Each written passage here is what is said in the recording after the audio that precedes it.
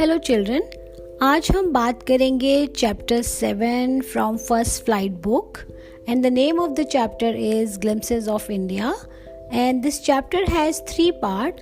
सो सबसे पहले हम बात करेंगे पार्ट 1 की और जिसका नाम है अ बेकर फ्रॉम गोवा और इसके राइटर हैं लूसियो रॉड्रिग्स। तो चलिए शुरू करते हैं समरी इस चैप्टर की।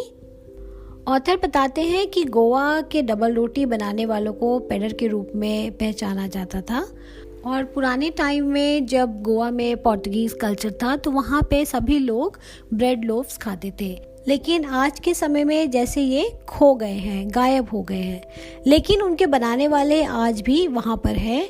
जिस फर्नेस में जिसमें वो अपनी ब्रेड्स को बेक करते थे वो अभी भी वहाँ पर है। और ऑथर बताते हैं कि अभी भी जो एक साउंड वो लोग बैम्बू से निकालते थे, झैंग झैंग, वो अभी भी वहाँ पे सुनने को मिल जाती है। और अभी भी इनकी फैमिली से कोई ना कोई ये बिजनेस चला रहा है और इन बेकर्स को गोवा में आज भी पेडर के रूप में जाना जाता है।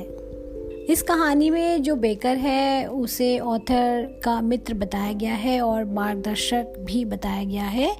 वह दिन में 2 बार आया करता था और लेखक बताते हैं कि वो और उनके साथ परिवार के और लोग उसकी बांस से जो साउंड निकलती थी वो सबको सुबह सुबह जगा दिया करती थी। और ऑथर उसकी ब्रेड लूफ्स को खाने के लिए एकदम से उसके पास दौड़ पड़ते थे और घर में उस ब्रेड को जो रिसीव करते थे वो उनको गुड मॉर्निंग विश करता था और बाद में जो घर के सर्वेंट्स होते थे वो लोव्स को अंदर घर के ले जाते थे और बच्चों को खाने के लिए देते थे। और बच्चे भी बहुत खुशी खुशी उन ब्रेड लोव्स को खाते थे और वो बिल्कुल भी ये कंसिडर नहीं करते थे कि उन्होंने सुबह ब्रश भी किया है कि नहीं। बेकर अपने बांस के डंडे से झंझंग की आवाज़ के साथ आता था। एक हाथ उसके सिर पर रखी टोकरी को सहारा देता था और दूसरा ज़मीन पर बांस को फटकाता था। बांस पर बेकर टोकरी को रखता था और जो ऑथर है वो उसकी टोकरी में झांक कर देखते थे। वे गरम चाय के साथ ब्रेड लोफ्स बड़े मज़े से खाते थे।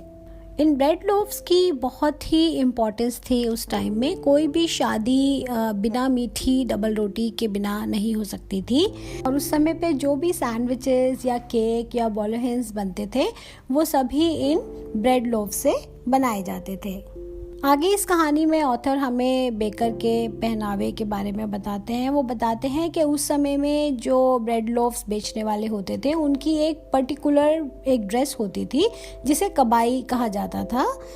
ये एक लंबा सा फ्रॉक की तरह होता था जो घुटनों तक आता था, जैसे कि आप कह सकते हैं कि आजकल की हाफ पैंट्स।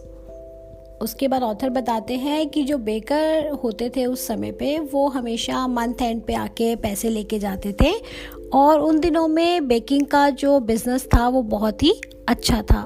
और बेकर और उसके जो फैमिली के लोग होते थे वो कभी भी भूखे नहीं मरते थे, उन्हें कभी भी कोई पैसे की कमी नहीं होती थी और ये पता चलता था उनके मोटे शरीर को देख करके ही कि वे कितने खुश हैं और उन्हें कोई पैसे की कमी नहीं है।